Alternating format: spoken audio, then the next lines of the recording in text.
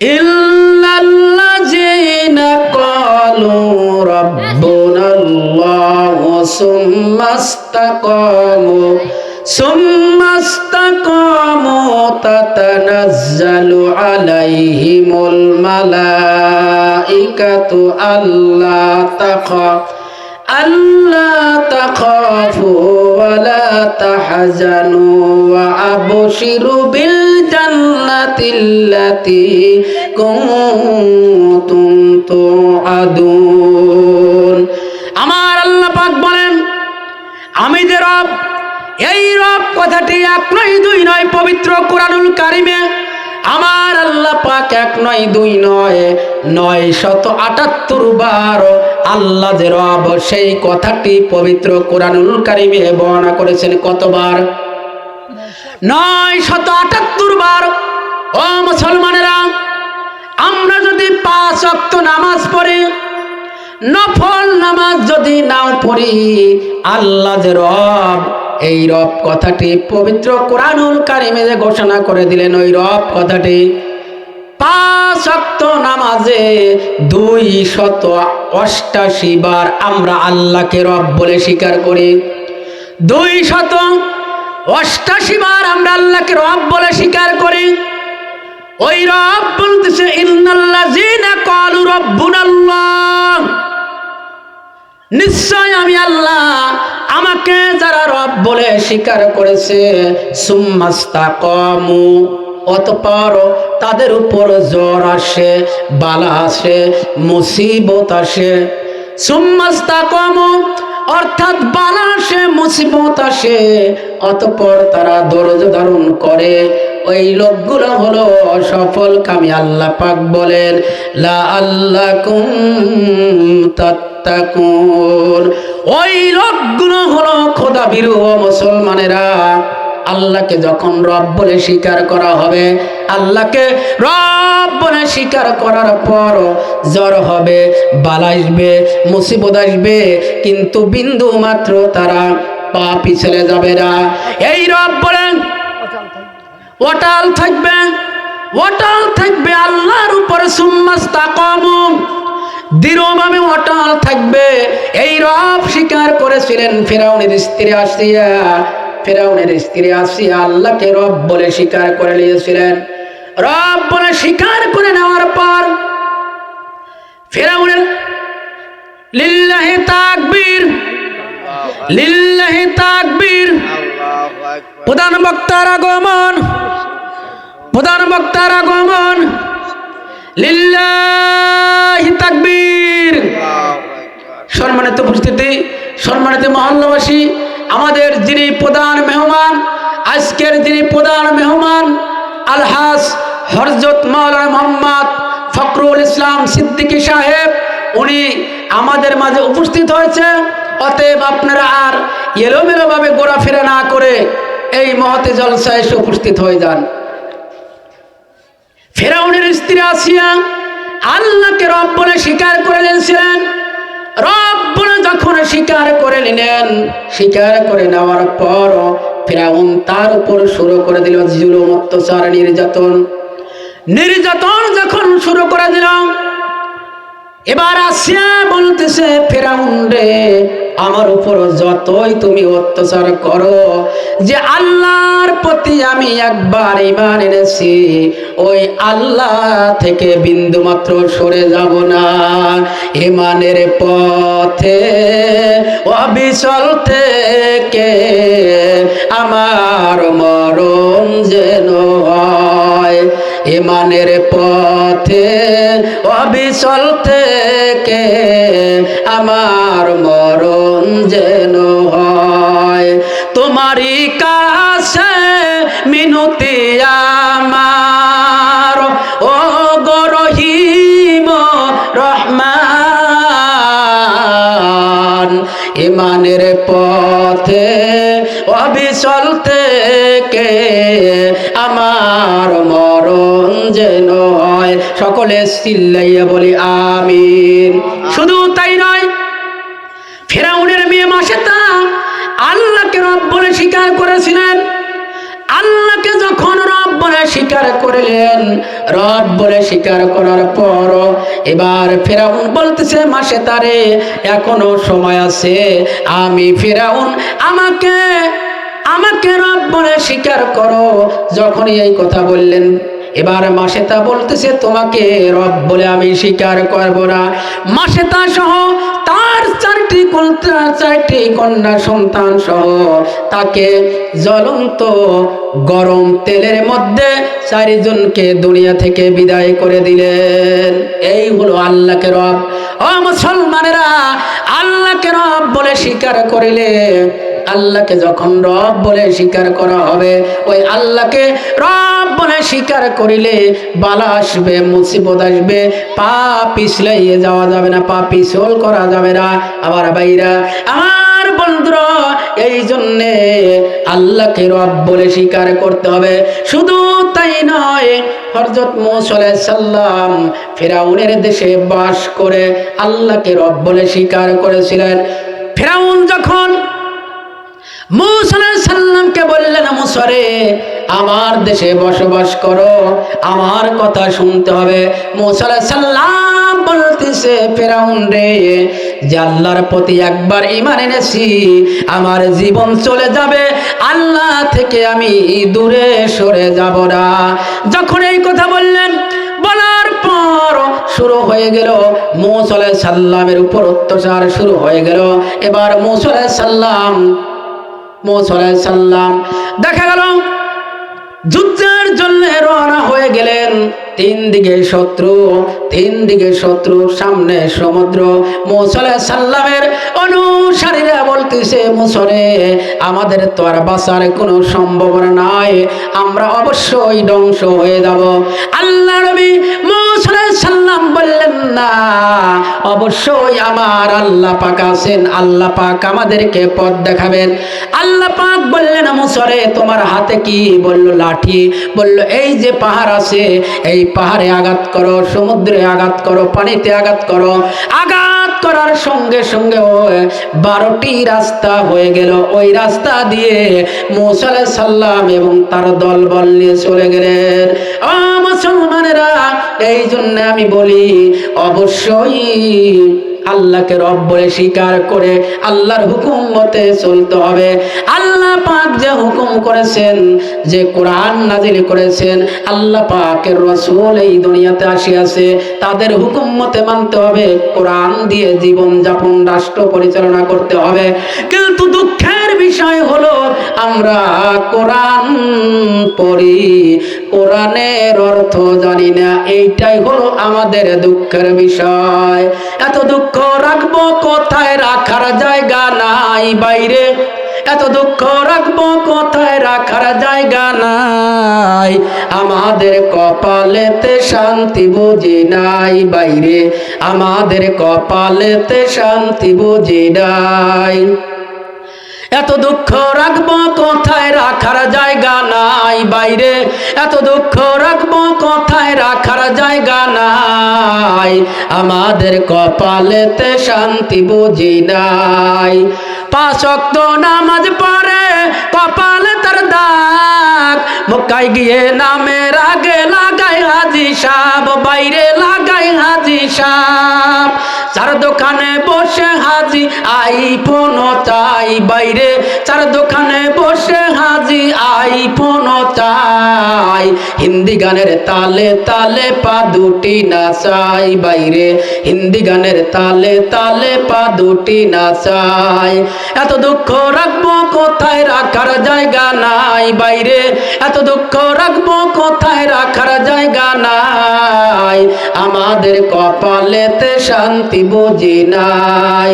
সুদে ঘুষে জীবন কাটে করে দুর্নীতি, এমন লোক হয় যদি মসজিদের সভাপতি। সুদে ঘুষে জীবন কাটে করে দুর্নীতি, এমন লোক হয় যদি মসজিদের সভাপতি। আসল কথা বলতে গেলে মোল্লার চাকরি নাই বাইরে, আসল কথা বলতে গেলে মোল্লার চাকরি চাকরি নাই, আমাদের কপালেতে শান্তি বুঝি নাই বাইরে, আমাদের কপালেতে শান্তি বুঝি নাই। সমাজেতে অসঙ্গতি বলবো কত আর, গায়ের জোরে বিচারপতি ঘুষেরই কারবার। জোরে বলেন ঠিক কিনা, আরো জোরে বলেন ঠিক কিনা। সমাজেতে অসঙ্গতি বলবো কত আর, গায়ের জোরে বিচারপতি ঘুষেরই কারবার।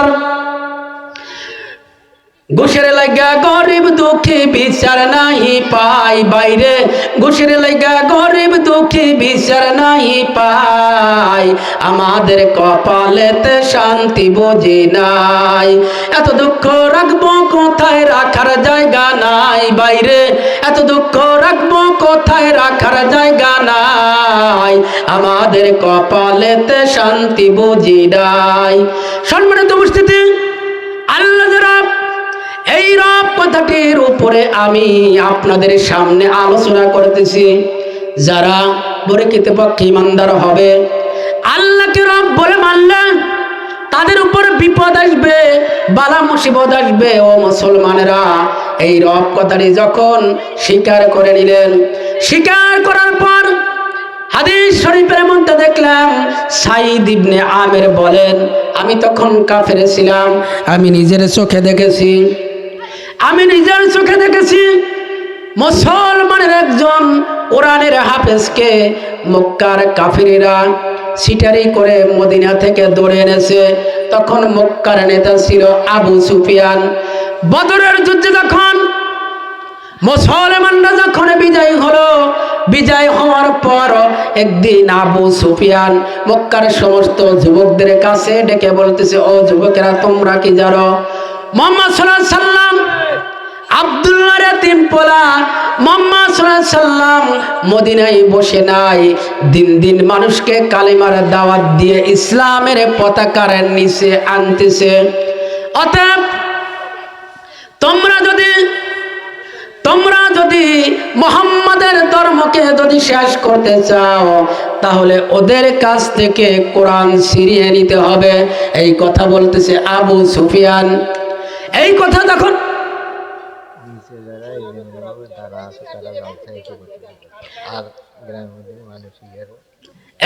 যখন আবু সুফিয়ান যখন বললেন, আমার ভাইরা, আমার বন্ধুরা, এবার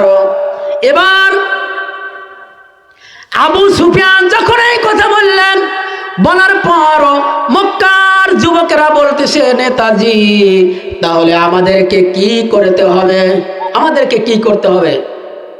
নেতা বলতেছে যে তোমাদের মধ্যে থেকে, আমার ভাইরা, আমার বন্ধুরা, আপনারা যারা নিচে এলোমেলোভাবে ঘোরাফেরা করতেছেন, আমি আপনাদেরকে অনুরোধ করে বলতেছি, আপনারা সকলেই এই মঞ্চে এসে উপস্থিত হন, আপনারা সকলেই এই জালসায় এসে উপস্থিত হন।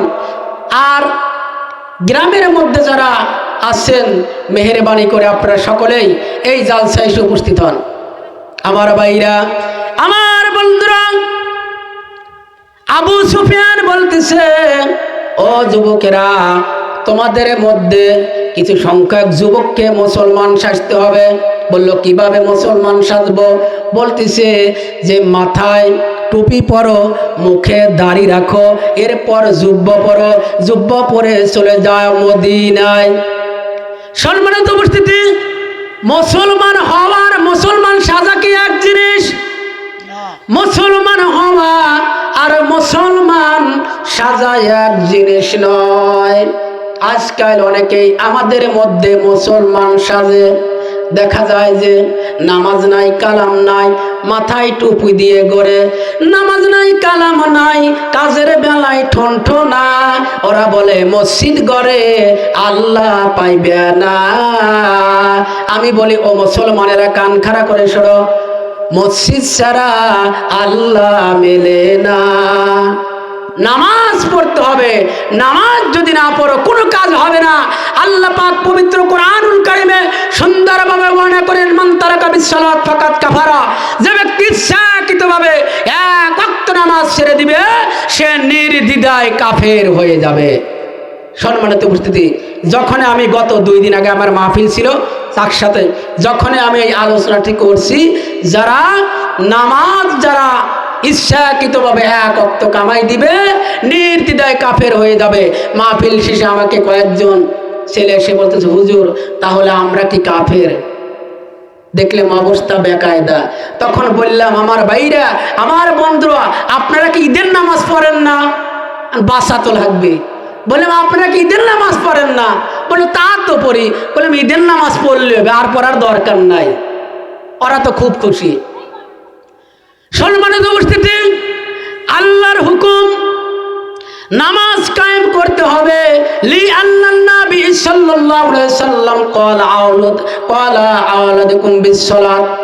আল্লাহ নবী বলেছেন, তোমার শিশু সন্তানদেরকে নামাজের জন্য আদেশ করো।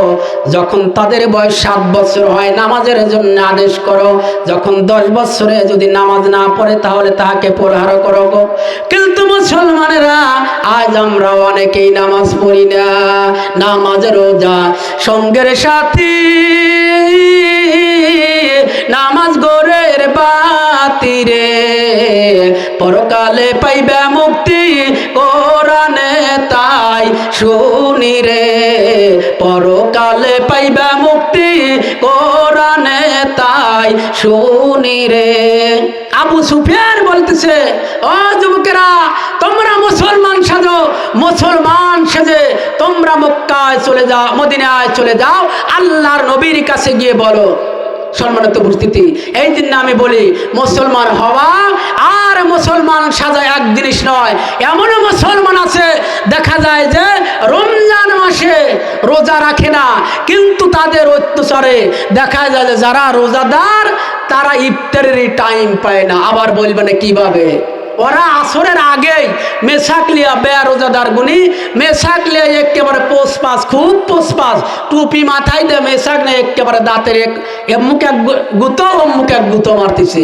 কিন্তু আসলে প্রকৃতপক্ষে তারা রোজা নাই। তাদের অত্যাচারে রোজাদার গুলো যে ইফতার করে, ইফতারও ঠিক মতো করতে পারে না। এই জন্য আমি বলতেছি, মুসলমান হওয়া আর মুসলমান সাজা এক জিনিস নয়। সম্মানিত উপস্থিতি, আবু সুফিয়ান বলতেছে, তোমরা কিছু সংখ্যক যুবক মুসলমান সাজো। তার একটা ঘটনা আমি বলি, মুসলমান হওয়ার মুসলমান সাজা, এই একটা ঘটনা সুন্দরভাবে আমি আপনাদের সামনে বলবো। একবার সাদাতপুর খেলার মাঠে যেমন খুশি তেমন সাধনের একটা অনুষ্ঠান হলো। ওই অনুষ্ঠানে দেখলাম একজন ডিসির মেয়ে কালিকুলি একেবারে মেখে সুন্দরভাবে কাজের মেয়ের অভিনয় করতেছে। ওই ডিসির মেয়ে কালিকুলি মেখে সুন্দরভাবে কাজের মেয়ের অভিনয় করতেছে। ওই মেয়েটির অভিনয় দেখে অনেক মানুষ কান্নাকাটি করতেছে। তখন আমি বললাম, ভাইজান, এই যে মেয়েটি অভিনয় করিল, এই ছোট্ট মেয়েটি অভিনয় করিল, এই মেয়েটিকে বলল, হুজুর এই মেয়েটি হলো ডিসির মেয়ে। 1 ঘন্টার জন্য কাজের মেয়ে সেজেছে, আসলে সে কাজের মেয়ে নয়, আসলে হলো ডিসির মেয়ে। কিন্তু পুরস্কারের আশায় ডিসির মেয়ে কাজের মেয়ে সেজেছে। অনুরূপ ভাবে আবু সুফিয়ান বলতেছে, ও মক্কার যুবকেরা, তোমরা মুসলমান সাজো, মুসলমান সেজে চলে যাও মদিনায়, আল্লাহর নবীর কাছে গিয়ে বলো, ইয়া রাসূলুল্লাহ, ইয়া হাবিবাল্লাহ, হুজুর আমরা মক্কার মুসলমান, বহু কষ্ট করে মদিনায় আসিয়াছি, হুজুর গো, আমরা পবিত্র কোরআনুল কারীম শিখব, কিন্তু আমাদের গ্রামে, আমাদের দেশে কোনো হাফেজ নাই। এইভাবে ভণ্ডামি করে কিছু সংখ্যক আলেমকে যদি নিয়ে আসতে পারো, তাহলে ওদেরকে দুনিয়া থেকে বিদায় করে দিলেই ইসলাম একবারে শেষ হয়ে যাবে। ইসলাম একবারে দুনিয়া থেকে শেষ হয়ে যাবে। এই কথা যখন বলতেছে, বলার পর ওই মক্কার যুবকেরা মাথায় টুপি পরেছে, এরপর গায়ে জুব্বা পরেছে, মুখে দাড়ি রেখেছে, দাড়ি রেখে চলে গেছে, বহু কষ্ট করে মদিনায় চলে গেছে। মদিনায় গিয়ে দেখেন আল্লাহ নবী, বিশ্ব নবী জনাবে মুহাম্মদ রাসূলুল্লাহ সকলেই পড়ে সাল্লাল্লাহু আলাইহি সাল্লাম, উনি মসজিদে নববীতে সুন্দরভাবে এইভাবে সাহাবীদের নিয়ে আলোচনা করতেছে। আল্লাহ নবী সাহাবীদের নিয়ে আলোচনা করতেছে। এমন সময় উনি দেখতে পেলেন কিছু সংখ্যক যুবক, তারা মুসলমান। উনি আল্লাহর নবী চিন্তা করতেছেন, ব্যাপার কি রে, এদেরকে তো আমি চিনি না, এরা কোথায় থেকে আসিয়াছে, এরা পিছে বসে আছে। আল্লাহ নবী তাদেরকে সামনে ডাক দিলেন, ও যুবকেরা তোমরা আমার সামনে আসো। আল্লাহ নবী কি জানে এরা আসলে ভণ্ড? আল্লাহ নবী জানে না। আল্লাহ পাক যদি আল্লাহ নবীকে যদি না জানাই তো আল্লাহ নবী জানে না। কিন্তু আজ কতগুলো বাবা আছে, এরা নাকি আগাম খবর জানে, এরা নাকি আগাম খবর জানে। একজন পীর সাহেব তার মুরিদের বাড়ি গেছে। মুরিদের বাড়ি যাওয়ার পর এবার দেখা গেল মুরিদ পীর সাহেবকে খুব আদর আপ্যায়ন করিতেছে। এক পর্যায়ে দেখা গেল পীর সাহেব বসে আছে, হঠাৎ করে পীর সাহেব লাঠি দিয়ে এমন জোরে মাটির উপরে আঘাত করেছে। মুরিদ বলতেছে, বাবা এত জোরে মাটিতে আঘাত করিলেন, কারণটা কি? বলতেছে, আরে বেকুব তুই কি জানিস, আমি এখান থেকে চক্ষু বন্ধ করে দেখতে পেলাম কাবা ঘরে একটা কুকুর উঠেছে, ওই কাবা ঘরের কুকুর আমি খেদাইয়া দিলাম, কাবা ঘরের কুকুর আমি তাড়িয়ে দিলাম। এবার মুরিদ চিন্তা করতে, হায় আল্লাহ, কোথায় কাবা আর কোথায় বাবা? মুরিদ এইভাবে চিন্তা করছে। পীর তো সাংঘাতিক পীর।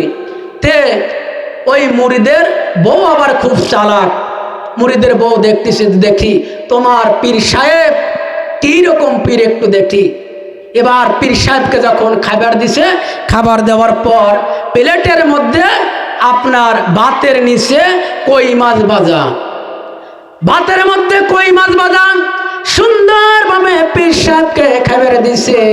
পীর সাহেব ডাক দিয়ে বলতেছে, কে রে মুরিদ, ভাত দিলে তরকারি দিবে না, ভাত দিলে তরকারি কো? এবার মুরিদ তার বউকে ডাক দিয়ে বলতেছে, স্ত্রী ভাত দিলে বাবাকে তো তরকারি দিলে না। স্ত্রী বলতেছে, আসতেছি। এই বলে জাটা নিয়ে আইছে। বললো, জাটা কে?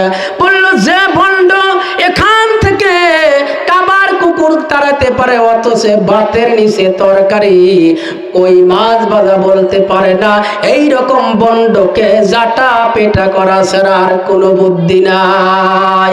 সম্মানিত উপস্থিতি, এবার আল্লাহ নবী, বিশ্ব নবী জনাবে মুহাম্মদ রাসূলুল্লাহ, সকলেই পড়ে সাল্লাল্লাহু আলাইহি সাল্লাম। আল্লাহ নবীকে যদি জিবরাইল আমিন না জানাই, জিবরাইল আমিন কোনো কথা বলতে পারে না। আইছে ওই অনেক নিচে মোহাম্মদ হারগিজ না গুপ্তা তা না গুপ্তা জিবরাইল, মোহাম্মদ হারগিজ না গুপ্তা তা না গুপ্তা জিবরাইল, জিবরাইল হারগিজ না গুপ্তা তা না গুপ্তা রব্বুল জলিল। মুহাম্মদ সাল্লাল্লাহু আলাইহি সাল্লাম ততক্ষণ পর্যন্ত কোনো কথা বলতে পারেন না যতক্ষণ পর্যন্ত জিবরাইল আমিন কথা না বলে। জিবরাইল আমিন ততক্ষণ পর্যন্ত কোনো কথা বলেন না যতক্ষণ পর্যন্ত স্বয়ং আমার আল্লাহ রব্বুল আলামিন কথা না বলে, ততক্ষণ পর্যন্ত জিবরাইল আমিন কোনো কথা বলেন না। আমার ভাইরা, আমার বন্ধুরা, আল্লাহ নবী মসজিদে নববীর মধ্যে বসা আছেন। এমন সময় ওই যুবকদেরকে নবী আমার সামনে ডাকলেন। সামনে ডাকার পর বলতেছে, ও যুবকেরা তোমরা কিসের জন্য আসিয়াছো? এবার ওই যুবকরা বলতেছে, ইয়া রাসূলুল্লাহ, ইয়া হাবিবাল্লাহ, হুজুর মনে বড় জ্বালা। বলল, কি জ্বালা? বলল, জ্বালা হলো হুজুর মদিনায় আমরা অনেক যুবক আছি, কোরআন শরীফ শিক্ষা করব, কিন্তু কোরআন শরীফ যে শিক্ষা দেবে এমন কোন লোক নাই। হুজুর গো, যদি আপনি কিছু কোরআনের হাফেজ দেন, এই হাফেজগুলো আমরা নিয়ে যাব, নিয়ে যাবার পর আমরা পবিত্র কোরআনুল কারীম শিখব। নবী আমার সাহাবীদের ডাক দিয়ে বললেন, ও আমার সাহাবীরা, তোমরা কে যাবে মদিনা থেকে মক্কায়? তোমরা কে যাবে পবিত্র কোরআনুল কারীম শিক্ষা দেওয়ার জন্য? তোমরা কে যাবে? কোন সাহাবী কোনো কথা বলে না। আল্লাহ নবী বলেন, ও আমার সাহাবীরা, তোমরা কিসের জন্য কোনো কথা বলো না? কিসের জন্য কোনো কথা বলো না? এবার সাহাবীরা বলতেছে, ইয়া রাসূলুল্লাহ, ইয়া হাবিবাল্লাহ, হুজুর কথা কোন কারণে বলবো হুজুর? যেই নবীর মোহাব্বত কলিজার মধ্যে আছে হুজুর গো, এই নবীর জন্য ঘর ছাড়ছি, বাড়ি ছাড়ছি। হুজুর বললেন, সাহাবীরা ঘর ছাড়ছো, বাড়ি ছাড়ছো, শুধু তাই নয়, সাহাবীরা বলতেছে, ইয়া রাসূলুল্লাহ, ইয়া হাবিবাল্লাহ, হুজুর স্ত্রী পর্যন্ত ছাড়ছি, মা বাবা পর্যন্ত ছেড়েছি। নবী গো, আপনার কলিজার মধ্যে শুধু আমার কলিজার মধ্যে, আমাদের কলিজার মধ্যে শুধু আপনার ভালোবাসা। এই ভালোবাসার জন্য হুজুর মন চাই না আপনার কাছ থেকে আমরা দূরে চলে যাই। ও যুবকেরা, ভালো করে কান খাড়া করে শোনো।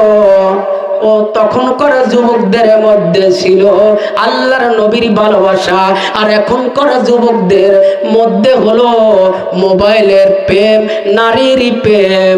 সেই কথাটি আমি দুই একটা বলি, দুই চারটি যদি বলি তাহলে অবশ্যই বুঝতে পারবেন এই যে মোবাইলে প্রেম প্রীতি শুরু হলো।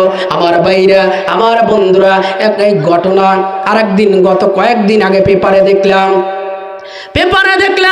সিরাজগঞ্জ একজন ছেলের বাড়ি, তার নাম হলো সবুজ। ওই সবুজ হলো প্রতিবন্ধী, তার দুইটা পা হলো লুলো। এবার ওই সবুজের একটা বড় ফোন আছে, বয়স হলো 28 বছর, বেঁচে হলো সিগারেট। হঠাৎ করে ফোনের মাধ্যমে একজন মেয়ের সাথে যোগাযোগ হয়েছে, তার বাড়ি হলো টাঙ্গালে। ওই মেয়েটির সাথে যখন যোগাযোগ হলো, ফোনের মাধ্যমে যোগাযোগ হলো, দীর্ঘ 6 মাস চলে যায়। এক পর্যায়ে ওই সবুজ, তার চেহারাও সুন্দর, দেখা গেল নিচের টুক যদিও নাই, নিচের টুক যদিও পঙ্গু হয়, কিন্তু চেহারাটা খুব সুন্দর। তার মানে যদিও প্রতিবন্ধী হয়, মুখে খুব রুচি, একেবারে এত খাওয়ার কারণে দেখা যায় একেবারে শরীরটা, বডিটা খুব ভালো, মনে হয় 3 লাখ টাকার আইডিয়া গরু, এইরকম ফিট।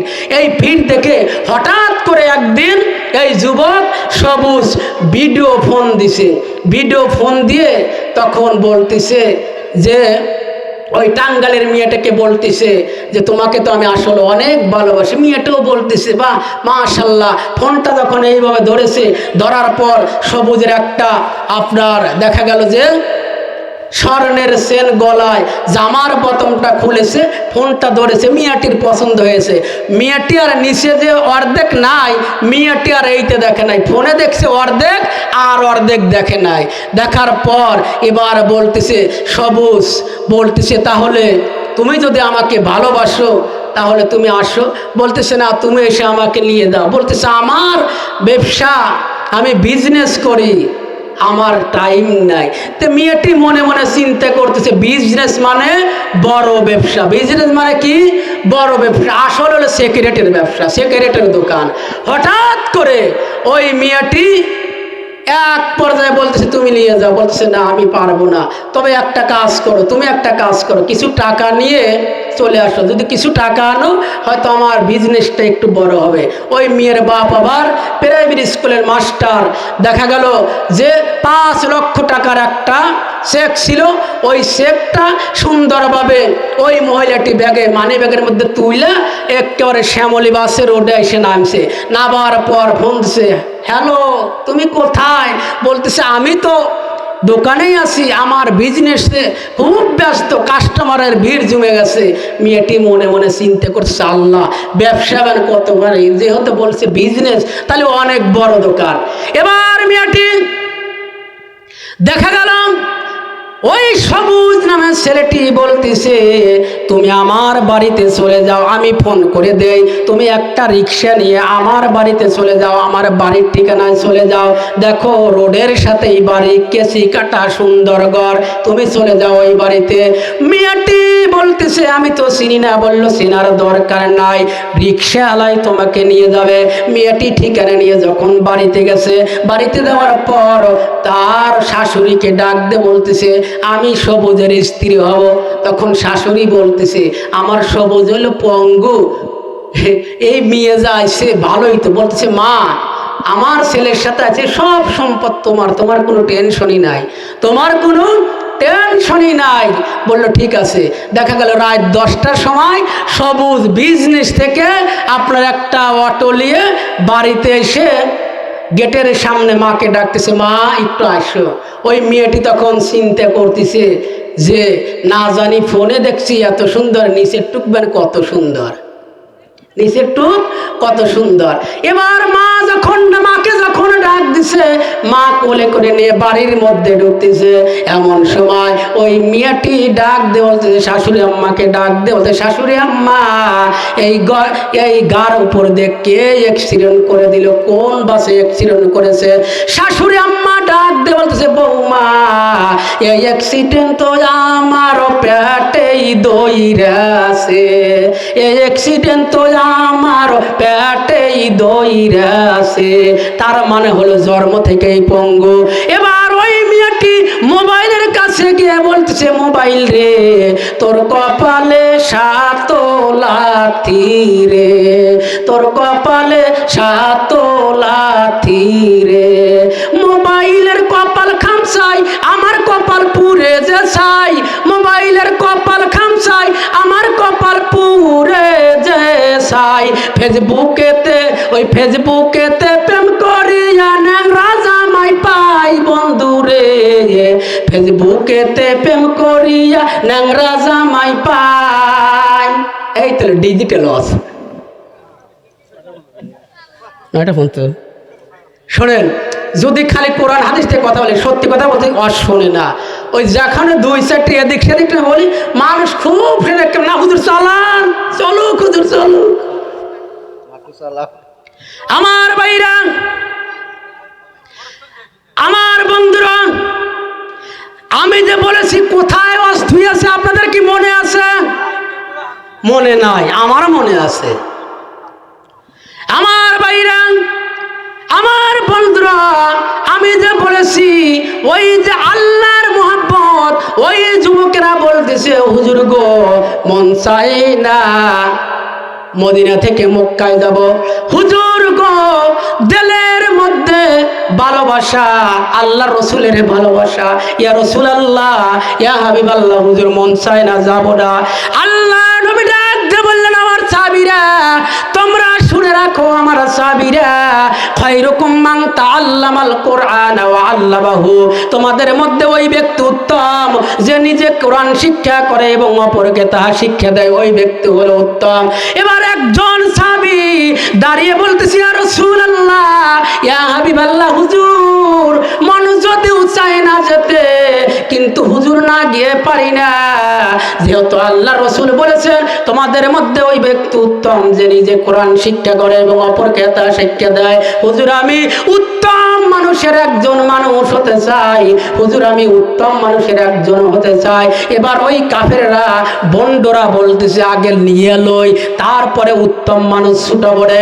ওই কাফের বেঈমানেরা এবার যখন খোয়াইব বিন আদিবকে সুন্দরভাবে তারা নিয়ে আসতেছে, আস্তে আস্তে মদিনার বর্ডার ছেড়ে যখন মক্কার বর্ডারে পা রাখিয়াছে, মক্কার বর্ডার যখন পা রাখিয়াছে, এবার ওই কাফের বেঈমানেরা খোয়াইব বিন আদিবের হাত এইভাবে ধরেছে। হাত ধরার পর বলতেছে, খোয়াইব বিন আদিব রে তুমি শুনে রাখো, ও খোয়াইব বিন আদিব, আমরা আসলে তোমার কাছ থেকে কোরআন শিক্ষা নিতে চাই না, আমরা তোমাকে এই দুনিয়া থেকে বিদায় করে দিতে চাই, দুনিয়া থেকে বিদায় করে দিতে চাই।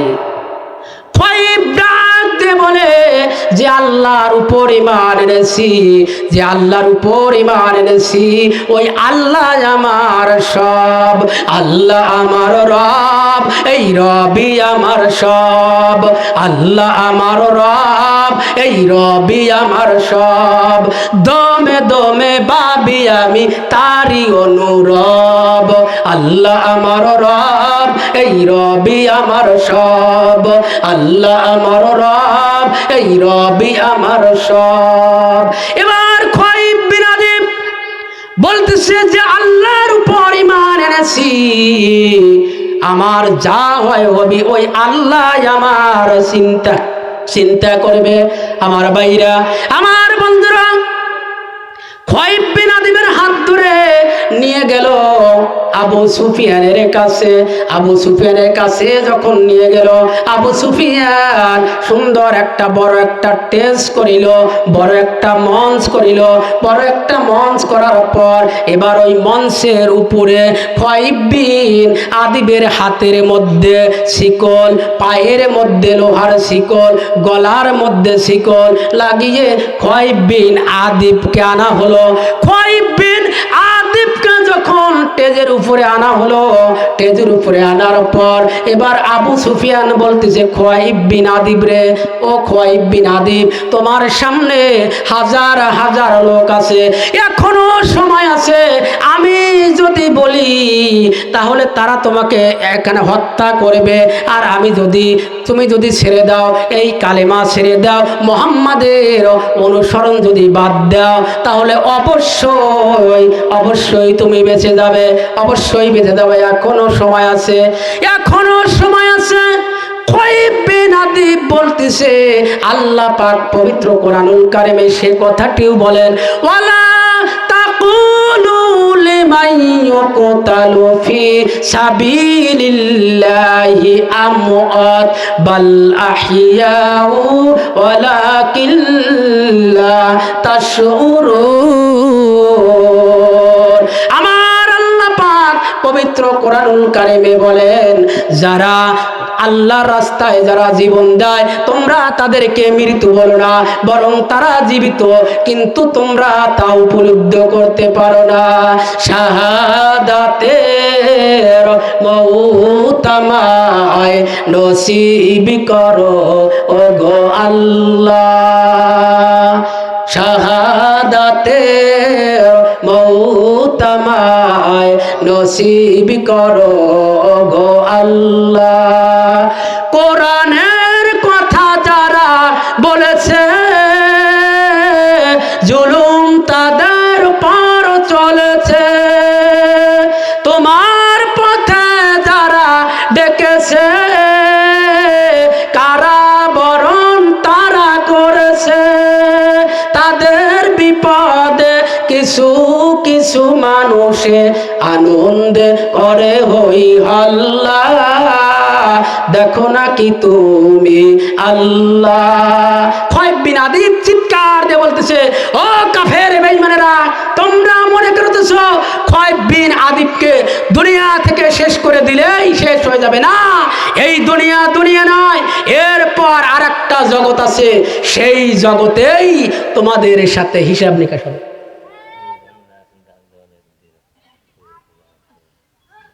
খাওয়া দাওয়া হয়েছে? আচ্ছা, আর 10 মিনিট পর আসুন। সম্মানিত উপস্থিতি, এই জন্য আমি বলতেছি যে খুয়াইব বিন আদিব বলতেছে, এই দুনিয়া নয়, বাল তুসিরুন হায়াতাদ দুনিয়া, বরং দুনিয়ার জীবন কিছুই নয়, আখিরাতের জীবন হচ্ছে অধিকতম, উত্তম এবং সুন্দর। জোরে কোন আল্লাহু আকবার। সম্মানিত উপস্থিতি, খুয়াইব বিন আদিব সাইদ ইবনে আমের বলেন, খুয়াইব বিন আদিবকে যখন মঞ্চে আনা হলো, টেজের উপরে আনা হলো, টেজের উপরে আনার পর খুয়াইব বিন আদিবকে যখন অফার দেওয়া হলো, ও খুয়াইব বিন আদিব, এখনো সময় আছে, মুহাম্মাদের ধর্ম ছেড়ে দাও, আমাদের ধর্মে আসো। খুয়াইব বিন আদিব বলে, সম্ভব না, আমার পক্ষে সম্ভব না, যে আল্লাহর প্রতি ঈমান এনেছি, জীবন চলে যাবে, আমি আল্লাহ থেকে বিন্দু মাত্র সরে দাঁড়াবো না। যখন এই কথা বললো, তাদের রাগ আরো বেশি হয়ে গেল। এবার আবু সুফিয়ান যুবকদের ডাক দিয়ে বলল, ও যুবকেরা, ও আমার ছেলা সামসারা, তোমরা কোথায় আছো? এই মুহূর্তে খুয়াইব বিন আদিবের একটা হাত, ডান হাত আমি বিক্রি করে দিলাম, কে আছো? ডান হাতটা কেটে নিয়ে যাও। যখন এই কথা বলেছে, বলার সঙ্গে সঙ্গে একজন কাফের এসে একটা বড় তরবারি নিয়ে এসে ডান হাতটা কেটে নিয়ে গেছে, ডান হাতটা কেটে নিয়ে গেল। এবার আর আরেকজন কাফের এসে বাম হাতটা কেটে নিয়ে গেল। এইভাবে যখন অঙ্গ প্রত্যঙ্গগুলি কাটলো, ডান হাত কাটলো, বাম হাত কেটে নিয়ে গেল, ক্ষয়বিন আদি জ্ঞান হারা হয়ে গেল। ডান পাটা কেটে নিয়ে গেল, বাম পাটা কেটে নিয়ে গেল, অঙ্গ প্রত্যঙ্গ নিয়ে ওই কাফের বেঈমানের নাচানাচি শুরু করে দিল। কাফের বেঈমানেরা নাচানাচি শুরু করে দিল। নাচানাচি যখন শুরু করে দিল, সাঈদ ইবনে আমের বলেন, তখন আমি বললাম, আরে এটা কোন ধর্ম? সাঈদ ইবনে আমের বলেন, আমি তখনও কাফেরে ছিলাম। আমি তখন চিন্তা করে দেখলাম, আরে এটা কোন ধর্ম? এটা তো ধর্ম হতে পারে না। এমন মানবতার জীবন কখনোই হতে পারে না। যখন এই কথা বললেন, আমার ভাইরা, আমার বন্ধুরা, রাত্রি যখন গভীর হলো, গভীর হওয়ার পর সাঈদ ইবনে আমের বলেন, তখন আমি ক্ষয়বিন আদিবের যে টুকরোগুলো, খণ্ডগুলো একত্রিত করিলাম। একত্রিত করে মক্কা থেকে মদিনায় আমি রওনা দিলাম। আল্লাহর নবীর উদ্দেশ্যে রওনা হলাম। আমার মনে হলো আল্লাহ পাক এত তাড়াতাড়ি আমাকে নিয়ে গেলেন, আমি কিছুই বুঝতে পারিলাম না। নবী করিম সাল্লাল্লাহু আলাইহি ওয়াসাল্লাম মসজিদের মধ্যে বসা আছেন, সাহাবীদের নিয়ে আলোচনা করতেছেন। যখন দেখলেন সাঈদ ইবনে আমের তার রুমালের মধ্যে কিছু মাংসর মতো দেখা যায়, নবী আমার ডাক দিয়ে বললেন, সাহাবীদের ডাক দিয়ে বললেন, ও আমার সাহাবীরা তোমরা জানো না, ও আমার সাহাবীরা তোমরা জানো না, একজন লোক আল্লাহর জান্নাতে চলে গেছে, আর একজন লোক জান্নাতের দিকে পা বাড়িয়েছে। একজন জান্নাতের দিকে চলে গেছে, আর একজন জান্নাতের জন্য পা বাড়িয়েছে।